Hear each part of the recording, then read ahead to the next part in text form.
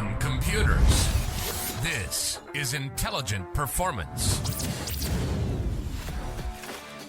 Sam Richter, welcome to the Intelligent Performance Podcast. An absolute pleasure to have you with us. A Hall of Fame speaker. You speak all around the world. And today we're going to focus on your speciality, generative AI and all things sales intelligence. So first of all, a massive thank you for joining us this morning, Sam. Yeah, thank you. It's really an honor to be with you. Awesome. So we are going to dive into the question which we ask all guests. I'm really curious about your take on this one. So what does intelligence performance mean to you? Well, I think, how I would really define that in the way I look at the world, which is really what I talk about is relevance. And intelligent performance would mean that it's doing a task that really benefits the user. It's intelligent in the way that it understands the goals of the other person versus creating something just because it can be created. So for example, a lot of what I find, especially in the software world, is sometimes I think a lot of software is developed to solve problems that don't necessarily exist, but because a developer has a really cool idea and they develop a piece of software. Yeah. So to me, intelligent performance is really understanding who the end user is, what do they care about, and then providing a product or a service, whatever it might be, that really fulfills the relevance, the goal that the other person has.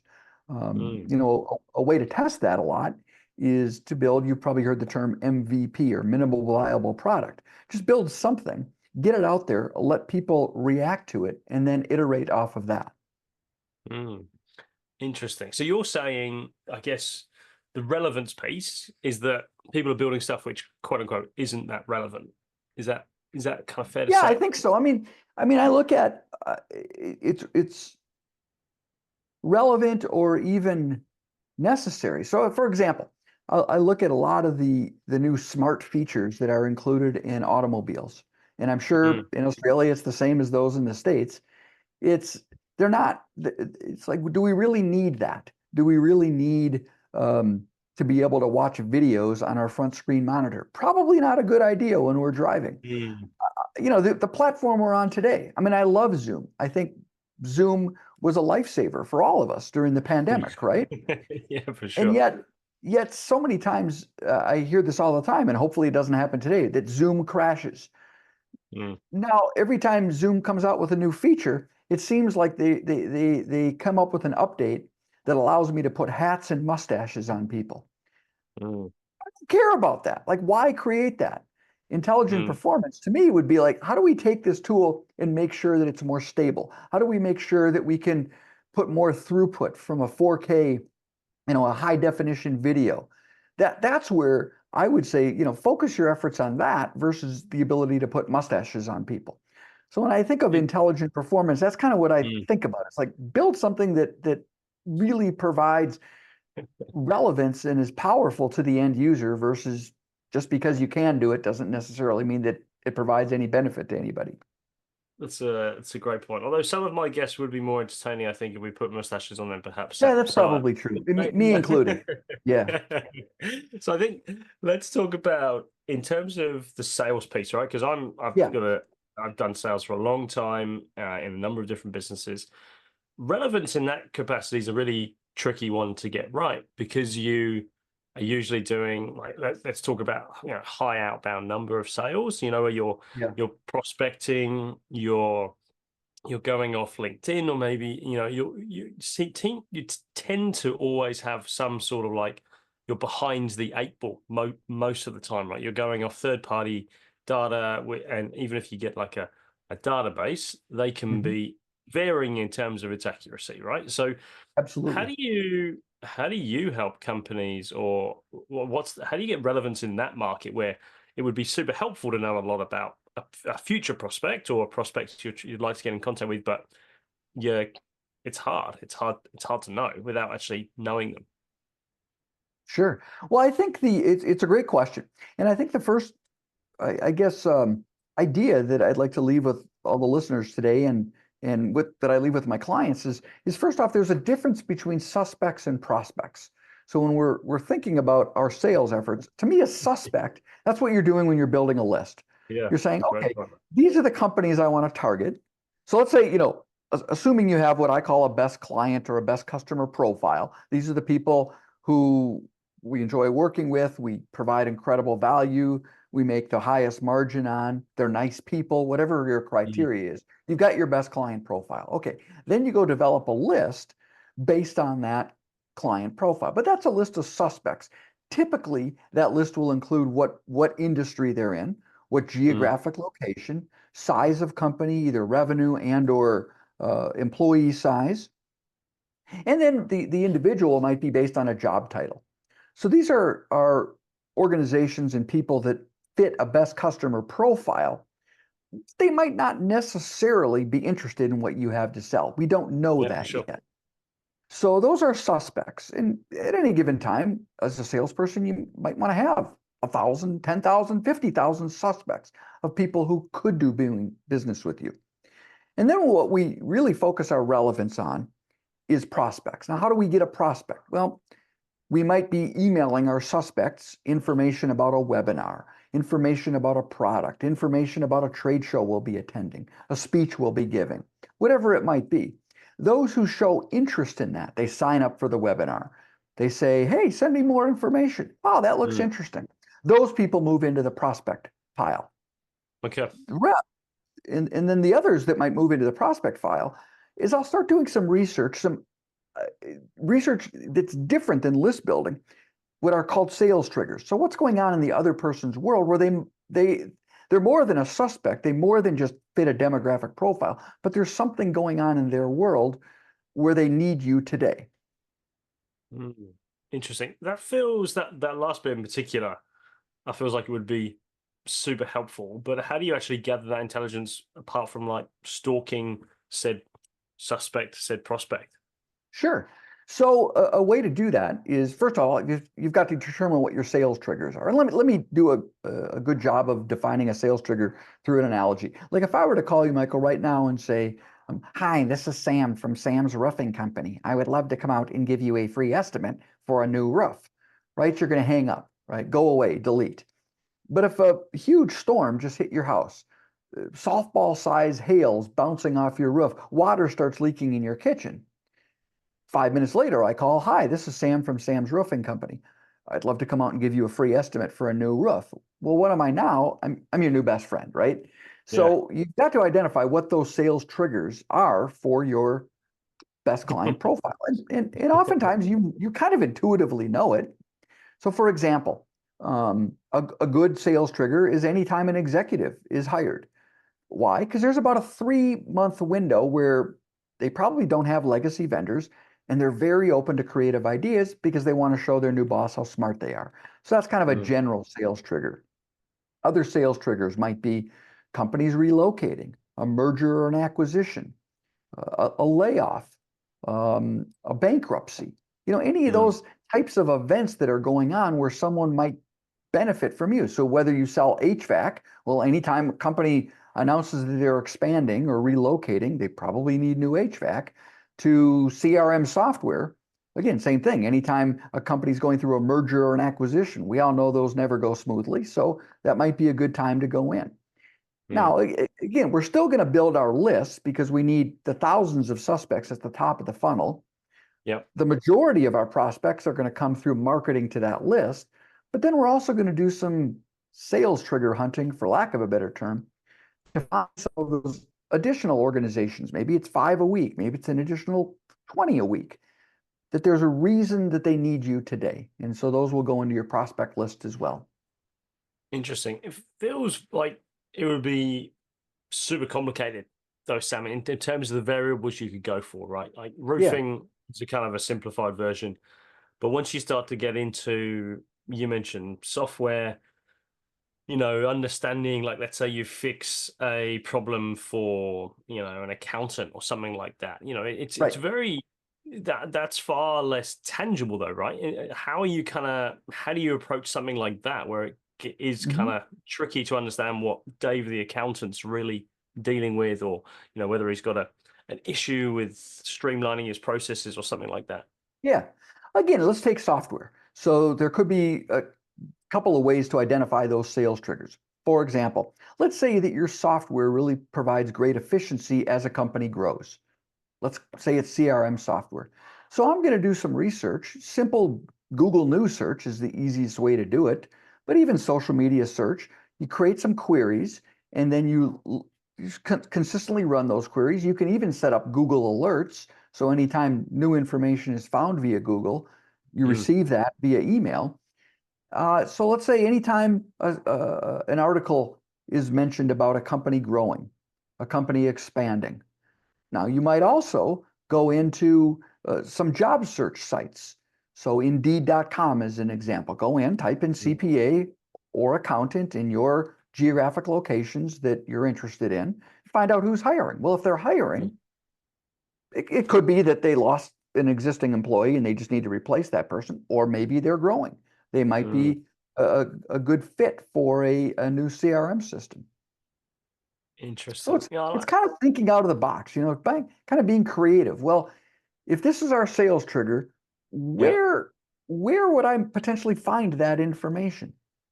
It's an interesting idea. And so when you do this, what's the upside? Because it sounds like a lot more work in some capacity, right? That extra Sure. added step. Like I know when I was in a company cold calling, it was a few years ago now, but like it was, it was just a volume game, and you get told it's just a numbers game. Don't worry too much about that piece, right? So how would you justify? Well, do you think it's worth the effort? I guess maybe it's a loaded question because you're probably going to say yes, but like, how do you validate or validate that it's worth it? Say on that kind of extra research piece. Well, that's a great question. So let's. I'm gonna back up a little bit before I answer it.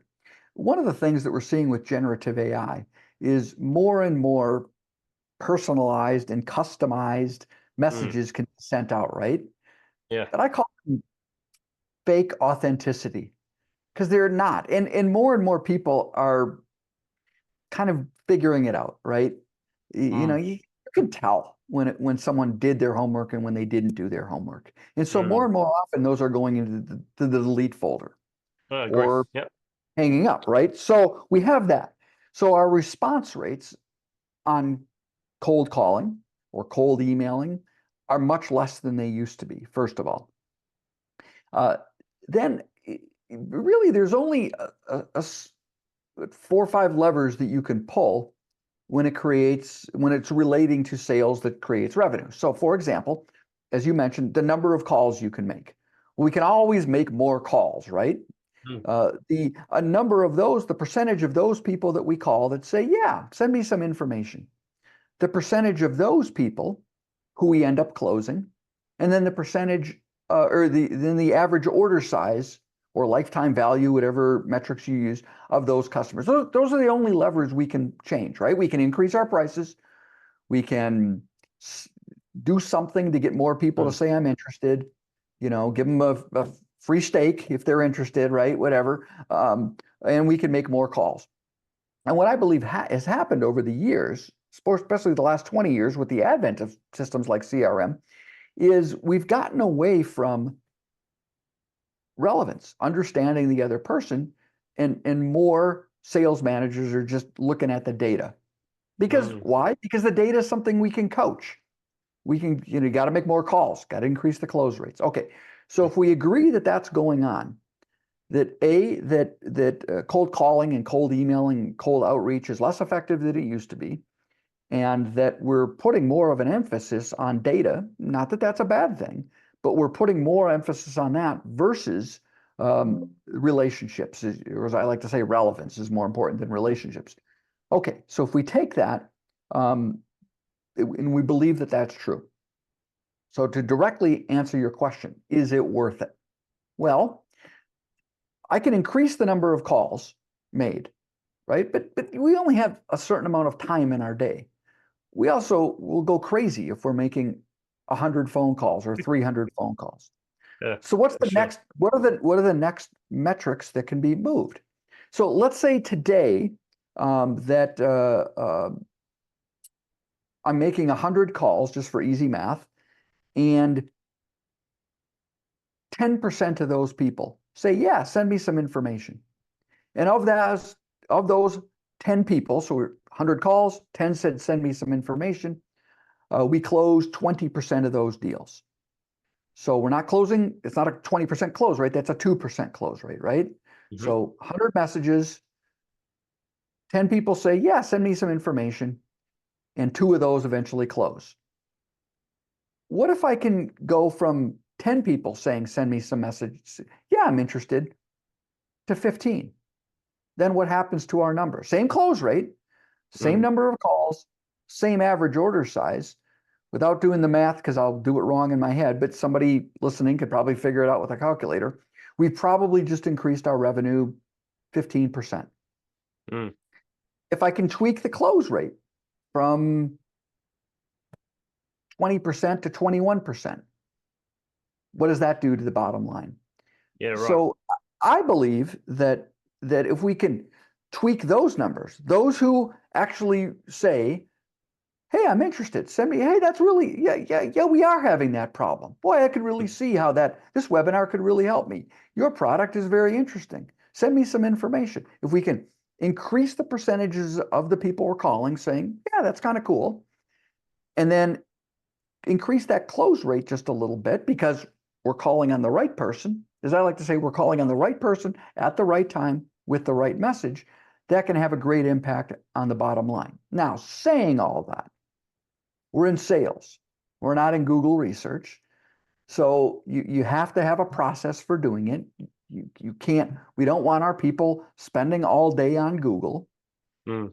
Like I say, so you've got your suspects that we all know we're going to call. So let's say that it's Friday afternoon at 4:30. I already know the 100 people I'm going to call next week or the 500 people I'm going to call next week. Is it reasonable that I could, it's 4:30, nobody's responding anyhow, I'm kind of brain dead, I could go into Google and find 5 or 10 more prospects based on a sales trigger. And when I reach out to them, instead of putting those folks in our personalized email system, I actually send them a hand-typed note based on the article, based on the information. Is it reasonable we could? Sure. And that's all it really takes. Interesting. It's a really, I really like the concepts in terms of, and I know I've tried in previous roles myself, relevance, whilst I wasn't particularly focused on it as as what I was going for. I guess the sales trigger piece is analogy or kind of terminology I'm familiar with or more familiar with. And yeah, it is dramatic. And as you said, when you strike it at the right time, if you've hit the hailstorm and you call the day after, boom, when you're in that mode, Right. decision making can be rapid, And I think what you said there about, you said relevance versus something else. Relevance, relevance versus relationships. Yeah, So, that's interesting. Yeah, so I think that we again using CRM. What's CRM stand for? Customer Relationship Management. So I bet you most companies, they understand their customers exceptionally well, right? How many times they order, what's the average order size of our suspects, who clicks, who deletes, who unsubscribes, who attends a webinar, right? And we probably give a bonus to our marketing team if they can increase those numbers. Boy, if you can increase our open rate or our click-through rate 1%, I'll give you a bonus.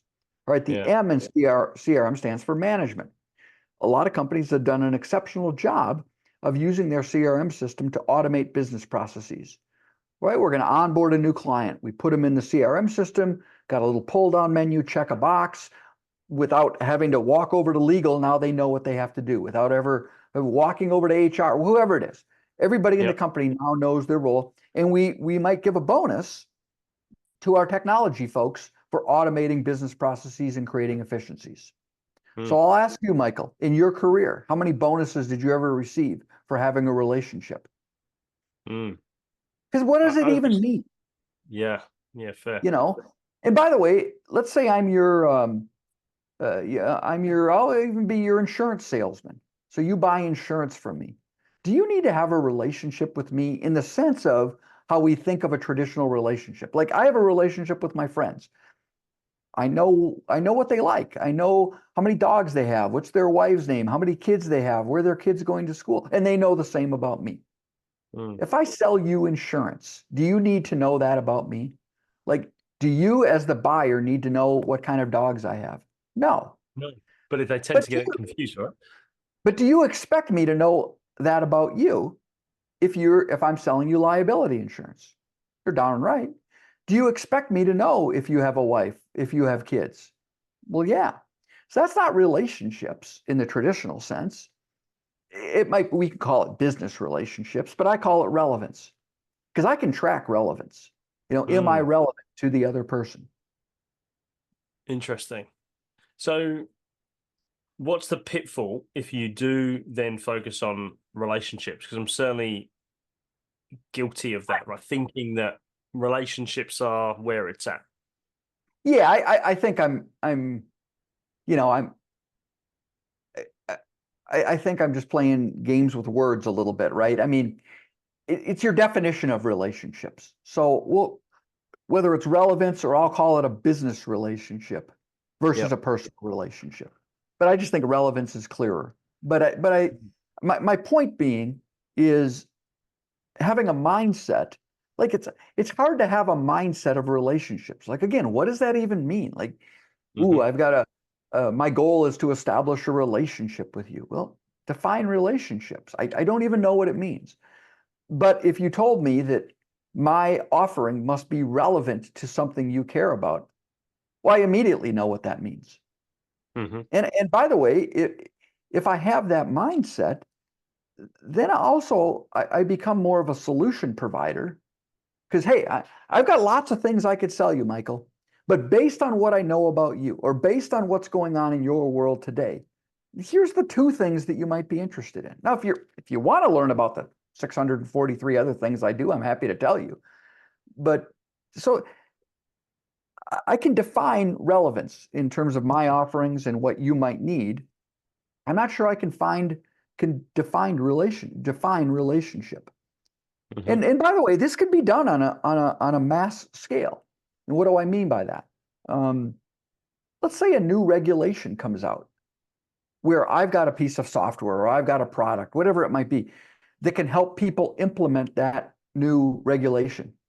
Well, the relevance is I can send a mass email that says new regulation just announced. Hire my company and we'll keep you out of jail. I mean, it wouldn't say that, but you see, getting back to, is it a waste of time? It doesn't necessarily have to be finding an individual sales trigger. It could be a sales trigger that impacts all companies within a specific industry. But my message is still going to be relevant. My initial message is still going to be relevant to all of the companies in that industry.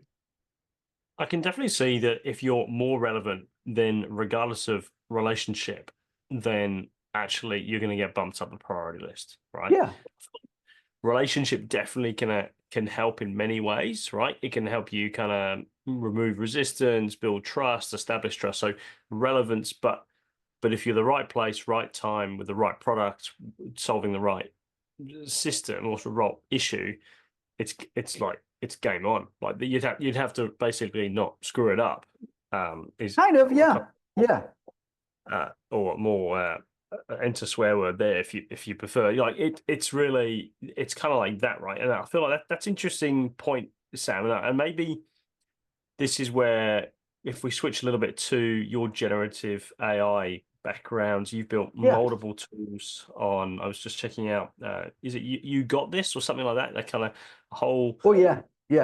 Number of different online tools, which are very interesting in terms of leveraging AI to help kind of improve business intelligence. But that's also there's things like searching the news, searching all this different stuff in a slightly different way.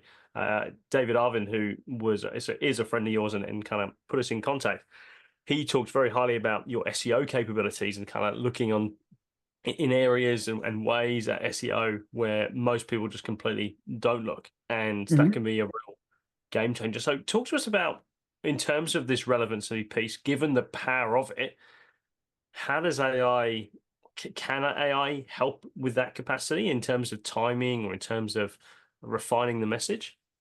Absolutely. And before we do that, I really need to define AI versus generative AI because they're completely different. So AI is rules-based machine learning. So I can program a piece of software, and then the machine gets smarter over time the more you use the software. All right, but if the software stops working, I can go back in and change it. I can go back into the code and go, oh, I can see where it's broken.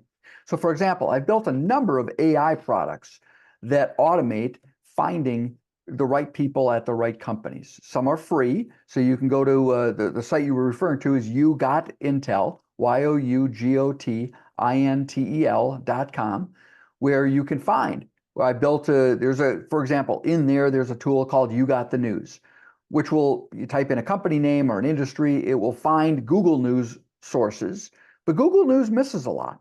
So then there's another button called, you can click on, and it will pull up sorted on the top, general news, trade journals, industry journals, press releases, social media posts, blog posts, videos, all those sorts of things. There's a number of tools like that. I have a premium product. It's called the Intel engine that I've built for, well, every time a company hires me, I build a custom version for them. And that's at INTEL, and then a weird spelling, NGIN.com, INTELNGIN.com. So those are AI-based tools. Now, generative AI, the word generative is the important part, meaning it's not really rules-based. It's generating something new every time. So AI, like the AI tools I build, is a search engine, basically. It's a search engine overlay. So it's producing the same results every time for everybody. Generative AI, when we use generative AI, it's going to be something new every time. So for example, I've created a tool called followupgpt.com. And what that does is you go in, you can find an article, and then you put the web address of the article in, you choose from the pull-down menu the type of message you want to send. Generative AI will go out and read the article and then craft a relevant message for the prospect.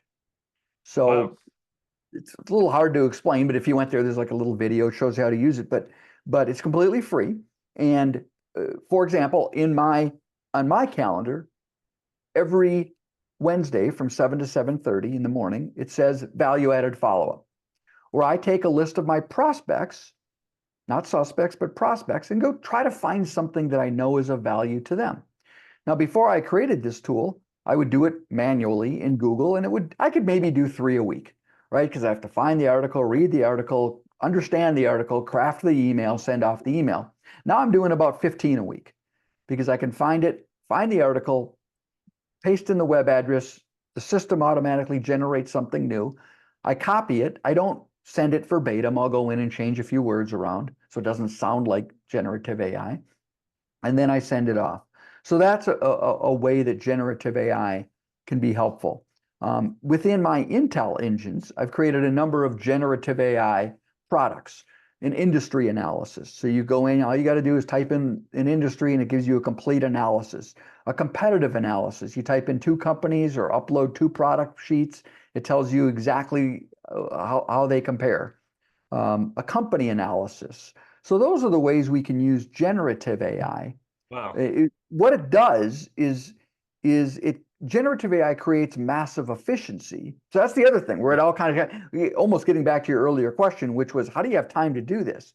You can leverage generative AI to create massive efficiency, freeing up the time to do the homework. So let me just play this out and make sure I've understood what you're saying. So let's say I'm trying to hunt down, let's say Costco. It's a globally recognized, right? So I'm trying to sell into Costco. I've got a new, I don't know, checkout software or something like that, which I think can help. So I'm trying to track down the head of whoever navigates that at Costco. Maybe he's or she's a head of facilities, let's say. So I'm looking, I'd be looking for what this AI product would be, looking for news stories around maybe advances in checkout software or inefficiencies or maybe data breaches, something like that, Sam? Is that what you're Absolutely. getting at? So let's take that example. So I would first go find who the decision maker is. Now, if you use my Intel engine, just type in Costco on the results tab. It actually runs about 800 simultaneous searches in less than a second. On the results tab, one of those tabs actually is facilities. It'll list out who they are. You click another button, pulls up their email address. Okay. If you're not using my tool, you go into LinkedIn. You find out, facilities, Costco. It takes a little bit longer, but you'll find the individual.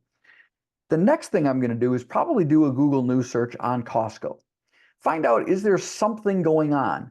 So for example, since you're selling a checkout, maybe Costco, their CEO was just interviewed in an article and their revenue is down 4%. I'm just making this up, of course, right? Yep. The revenue's down 4%. Well, then here's where the relevance comes in. Does your new checkout software allow the cashier to check out 12 people an hour versus the old way of doing it was 9 people an hour? Now you can create efficiency with the checkout software. You have got a case study where you've increased revenue because they're able to get more people through the system. Of course, I'm making this up as I go along here. But you see where I'm going? Now that's relevant. Now when you send out the message to that person, you're not just saying, "Hi, my name is Michael. I represent a software company that has a really cool checkout system." I say, "Hi, my name is Michael. I was doing some research and I found that the average Costco location is probably losing 18% revenue. They're taking an 18% revenue hit over what they should be doing because it takes too long to check out. I've got the solution for that." Again, I'm not sure that's a really good example, but you see where I was going with that. I'm trying to find something that goes right at what Costco cares about versus just introducing yourself and your product. Because here's one of the things I teach, and this is kind of the mindset part.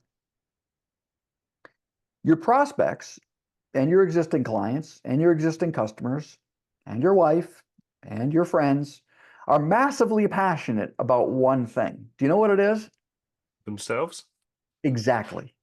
Yeah. And so all too many times as salespeople, especially in this world where we're having AI write our messages for us, as salespeople, who do we end up talking about? Ourselves. Your prospect doesn't care. But their prospect is massively passionate about themselves. So talk about them. Yeah. No, I totally get what you're saying. So interesting. And I guess the issue with AI currently, largely speaking, as we've already identified, is that this kind of fake authenticity. I think it's a interesting juxtaposition of those two words, right? Given the nature of what authenticity actually means. So it's but I think you're right there, because I definitely see that coming through a lot. Probably maybe like when I'm getting cold message on LinkedIn and you can just see they've kind of just chat GPT'd it. But even I remember I've been writing some things recently and I asked my wife to read it and she was like, "Oh, did you use ChatGPT?" And I was like, "No, I haven't actually used it." But I know, isn't that crazy? it's even like, so this is biased because everyone's using it so prevalently now that everyone thinks, even if it's not written, that they think it is, and maybe I just write like ChatGPT. I don't know. So it's how do you think about that conundrum effectively? Like the more widely used these tools become, until there's major advances in like how good they are, we're kind of all playing this pretty same kind of, it's the opposite of really what we're trying to achieve, right? Yeah, I think I build these generative AI tools and they're getting really, really good. Like I can teach it to sound just like me. Right. And with some of the voice technology that's out, but is going to be coming out. I mean, as I like to tell people, whatever you're using today and it blows your mind and you think this is really, really cool, like remember that this is the worst it's ever going to be. So if you think voice AI is good today, give it a year. So I'm not sure I have the answer, but I do believe this. the greatest sales book, in my opinion, ever written was in 1920 by Dale Carnegie, How to Win Friends and Influence People. It's all about understanding the other person and what they care about. Tony Alessandro wrote a great book called The Platinum Rule. What's the golden rule? The golden rule is do unto others as we'd like to have it done unto ourselves.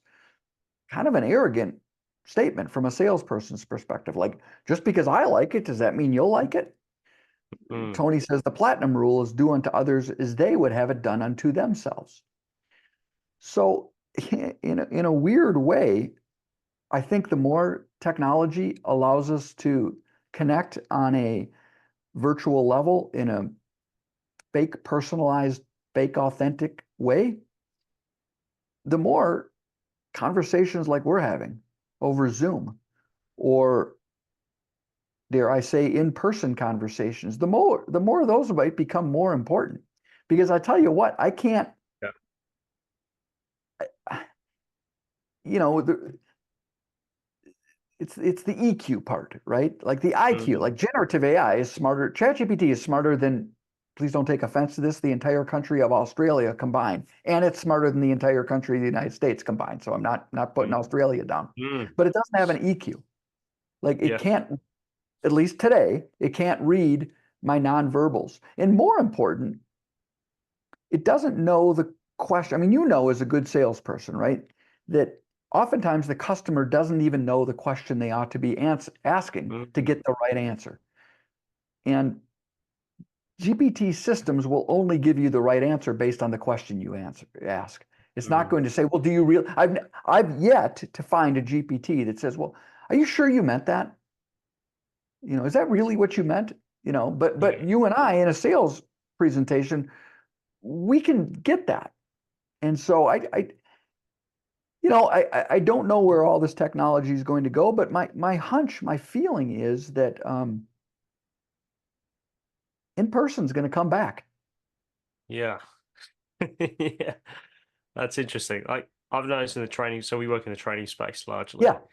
And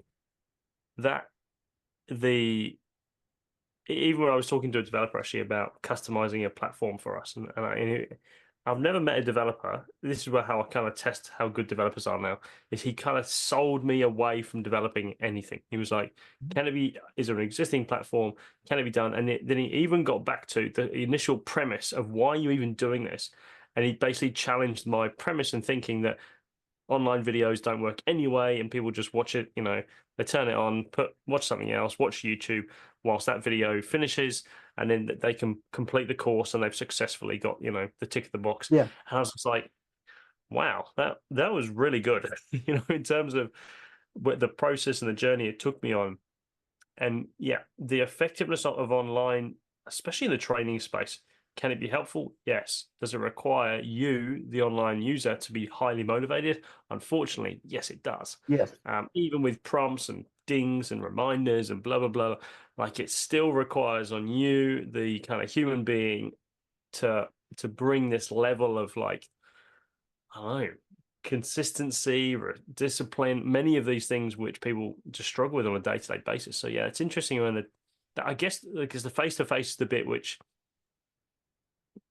is where AI becomes laughable currently compared to the complexity. And even now, right? You know, when you pause and how you might be feeling and how that might be coming across, like we're so good at that. And that's going to be very hard to replicate. So that's interesting for someone who's a specialist in generative AI, kind of being what's the word? A standard bearer for the in-person.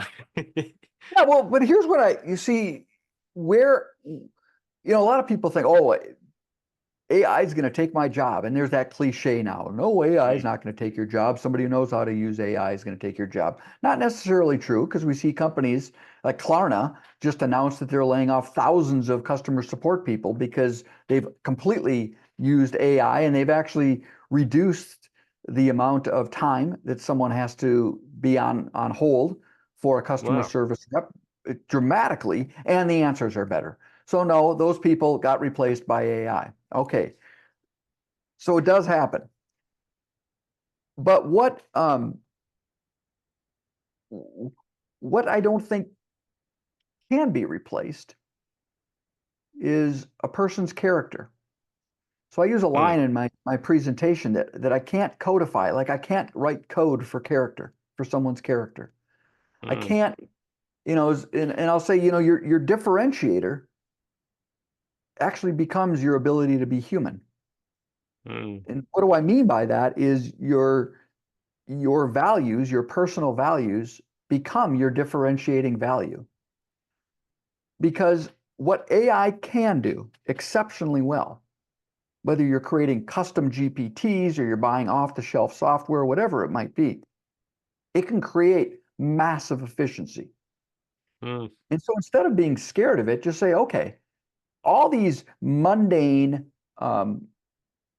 time-sucking tasks that I have to do, whatever your job is, but let's say in sales, entering information into a CRM system, doing research, whatever it might be. If I can automate that using generative AI or AI-powered tools and free up 2 hours a day, what could I do with that 2 hours? What kind of value could I provide to my prospects, my customers, my fellow employees, my community, my family, whatever it is? So, as we think about these tools that are replacing human tasks, I believe our differentiator actually becomes your ability to be human. Interesting. Be human, also then be useful. Is that what you're kind of referring to, Sam? And be relevant. Again, don't fear these technologies. Use them. Create time in your life. And then what are you going to do with that time to provide value? It's a great place to perhaps leave this conversation, Sam. I think it's a curious one, and I love your area of expertise is very, very intriguing, especially with someone with the capability of building these tools, which are so transformative, which can really, I guess the question there for me, or kind of maybe the pondering thought is it's about creativity, right? It really becomes Absolutely.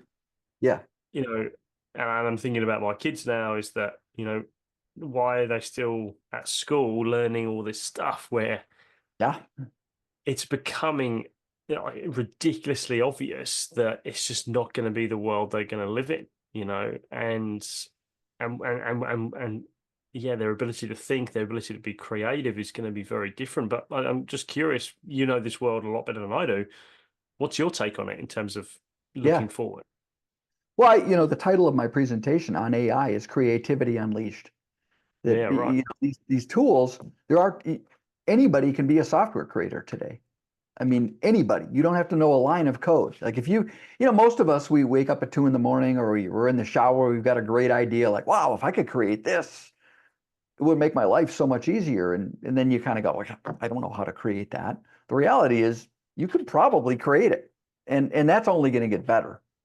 And so, getting back to your point in terms of education, what I believe is right. I believe you're still going to need to understand the concepts. Is my kid, who's not a child anymore, they're out of college, but are they ever going to use advanced trigonometry in their life? No, right?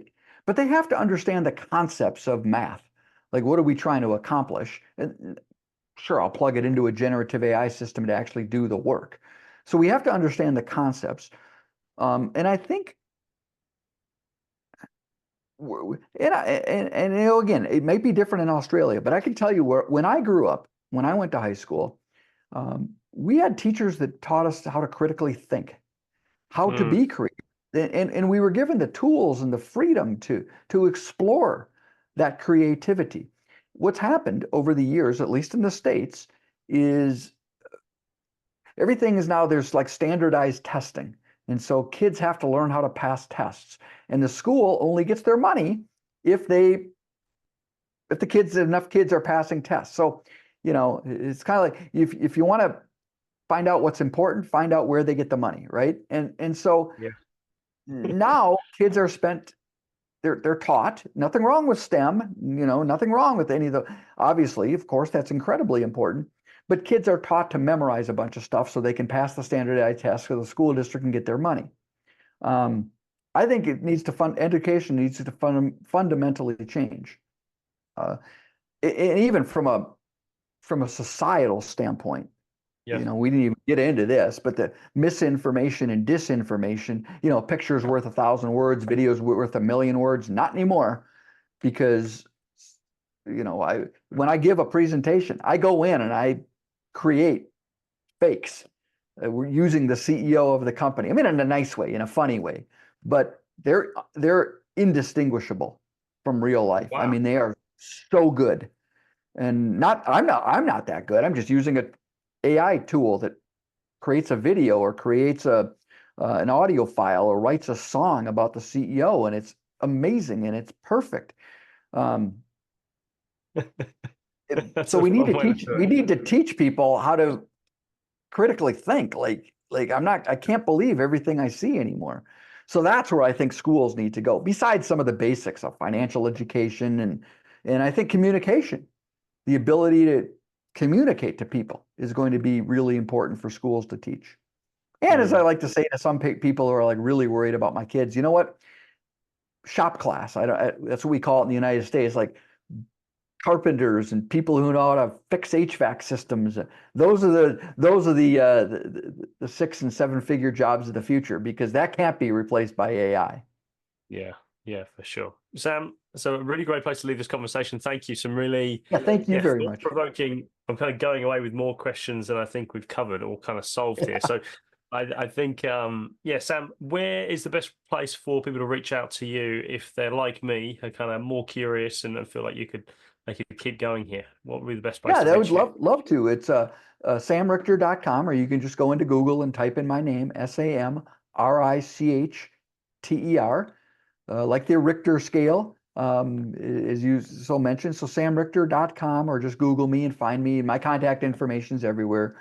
Phone numbers, email addresses, all right on my website. So people are like, when my phone rings and there's sometimes a pause, I think it's like a spam message, but it can be a real person. They're like, is this really Sam? I'm like, yeah, that's why I gave you my phone number. You can talk to me. So yeah, feel free to reach out. That would be awesome. Awesome. Sam, thank you so much for taking the time. We're going to link to a couple of the things which we've talked about in here, underneath the kind of the show notes here. So if you're curious about the tools which Sam mentioned, feel free to just look below and we'll have them in there. But Sam, thanks again for taking the time to chat to us. Thank you.